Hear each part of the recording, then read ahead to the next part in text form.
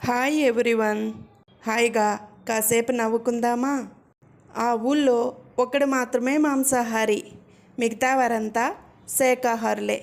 మాంసాహారి వండే వంటల వాసనకి ఇబ్బంది పడి గ్రామ పెద్దకి ఫిర్యాదు చేశారంతా. గ్రామ పెద్ద మాంసాహారితో నువ్వు కూడా శాకాహారిగా మారిపో, నీ వల్ల ఎవరికి ఇబ్బంది ఉండదని చెప్పాడు. సరేనని తల ఊపాడు మాంసాహారి.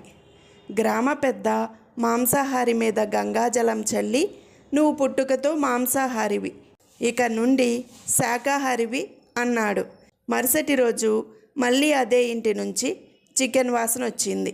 గ్రామ పెద్ద గ్రామస్తులతో కలిసి వెళ్ళి చూస్తే మాంసాహారి చికెన్ మీద గంగాజలం చల్లుతూ, నువ్వు పుట్టుకతో కోడివి, ఇక నుండి బంగాళదుంపవి అంటున్నాడు. రవి, అనుగాని చోట అధికులమనరాదు, దీని అర్థం తెలుసా అని అడిగాడు ఒక స్నేహితుణ్ణి.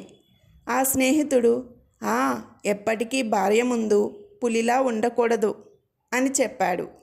రమేష్, మా మామగారు భలే బేరగాడురా అన్నాడు స్నేహితుడు హరితో. హరి, అవునా? రమేష్, అవును, నాకు ఇవ్వాల్సిన 2 లక్షల కట్నాన్ని 50,000కి తగ్గించి ఇచ్చాడు. వెంగళప్ప 10 రూపాయలతో రీఛార్జ్ చేస్తే ఎంత బ్యాలెన్స్ వస్తుంది అని అడిగాడు షాపువాడిని. షాపువాడు 7 రూపాయలండి అని చెప్పాడు వెంగళప్పకి.